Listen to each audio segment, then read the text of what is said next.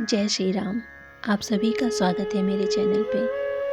हम सुन रहे हैं रामायण की संपूर्ण कथा, जिसमें आज हम सुनेंगे हनुमान जी का लंका से लौटना। तो चलिए कथा स्टार्ट करती हूँ। उससे पहले आप सभी से निवेदन है, मेरे द्वारा बोली हुई कथा अगर आप लोग को पसंद आती हो तो वीडियो को लाइक, शेयर और चैनल को सब्सक्राइब जरूर कीजिएगा। सीता जी को प्रणाम करके हनुमान आरिष्ट पर्वत पर चढ़ गए। उन्होंने घोर सिंहनाद किया और समुद्र से उत्तरी तट की ओर उड़ चले। अंगद, जामवंत, नल, नील आदि उनके साथी बड़ी चिंता से हनुमान की बाट जोह रहे थे। हनुमान का गर्जन सुनकर वे चौंक पड़े।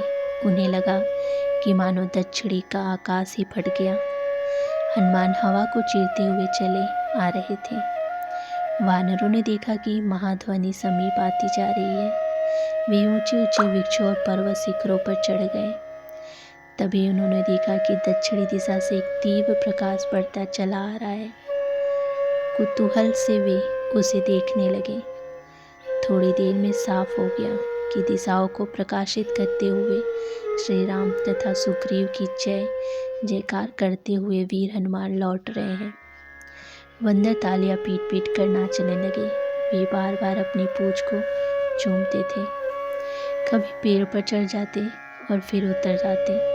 हनुमान के आते ही सबने उन्हें घेर लिया। अंगद और जामवंत ने उन्हें हृदय से लगा लिया।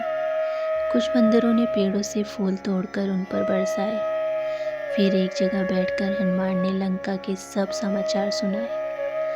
अंगद ने कहा, चलो अब शीघ्रता करो, बाकी हाल रास्ते में सुनते चलेंगे। सुग्रीव को शीघ्र समाचार देना है। वे किष्किंधा की ओर चल पड़े। मार्ग में हनुमान ने बताया कि रावण ऐसा वैसा बली नहीं है।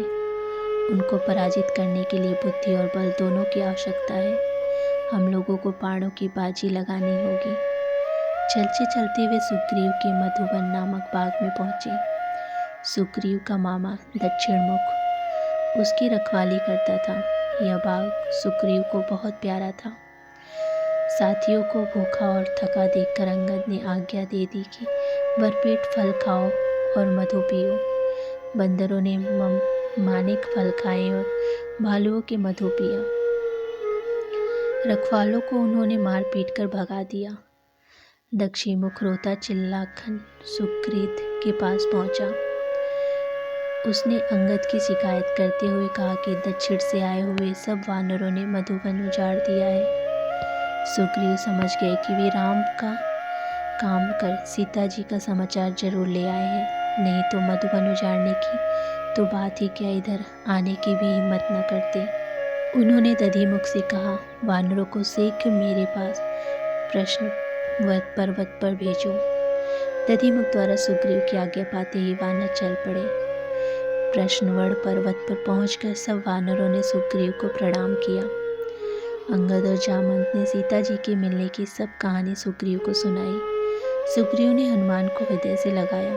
वानरों को साथ लेकर सुग्रीव राम के पास गए और कहा कि हनुमान ने हम सबकी लाज रख ली। राम ने खड़े होकर हनुमान को हृदय से लगाया और लंका के समाचार पूछे।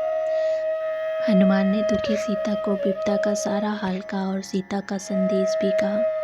यदि 2 महीने के भीतर आर्य यहाँ नहीं आ जाते तो दुष्ट रावण मुझे मार डालेगा। बीरबल, लक्ष्मण को भी उन्होंने आशीर्वाद भेजे हैं। सीता जी का दिया हुआ चूड़ामणि भी हनुमान ने राम को दिया। चूड़ामणि देखकर राम रो पड़े और सुग्रीव से बोले, यह चूड़ामणि जानकी को विवाह के अवसर पर अपने पिता से मिला था। वे इसे कभी अलग नहीं करती थी। सीता के बारे में श्री राम तरह तरह के सवाल करने लगे।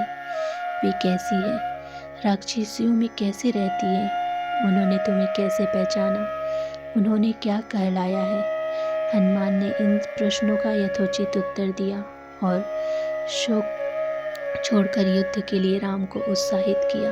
वे बोले, नाथ, अब शोक न करें, शोक से बल छीड़ होता है। युद्ध की तैयारी करें और सीता को विपत्ति से छुड़ाएं। श्री राम ने सुग्रीव से कहा, मित्र, अब देर न करें, अपनी सेना को रण यात्रा की आज्ञा दे। तो यहाँ तक हमने सुना रामायण का सुंदर कांड। आगे हम सुनेंगे लंका कांड। लंका कांड में नल नील का समुद्र से सेतु बांधना, सभी का समुद्र पार कराना, अंगद रावण का संवाद, लक्ष्मण मेघनाथ युद्ध, हनुमान जी का संजीवनी लाने के लिए जाना, कुंभकर्ण का जागना और उसकी परम गति, मेघनाथ युद्ध, राम रावण युद्ध, सीता जी की अग्नि परीक्षा, विभीषण का राज्याभिषेक और श्री सीता राम जी का अवध के लिए प्रस्थान उल्लेखित। ये सारी कथा हम लंका कांड में सुनेंगे। तो चलिए, तब तक के लिए धन्यवाद। मेरे द्वारा बोली हुई कथा आप लोग को पसंद आई हो तो वीडियो को लाइक, शेयर और चैनल को सब्सक्राइब जरूर कीजिएगा। धन्यवाद।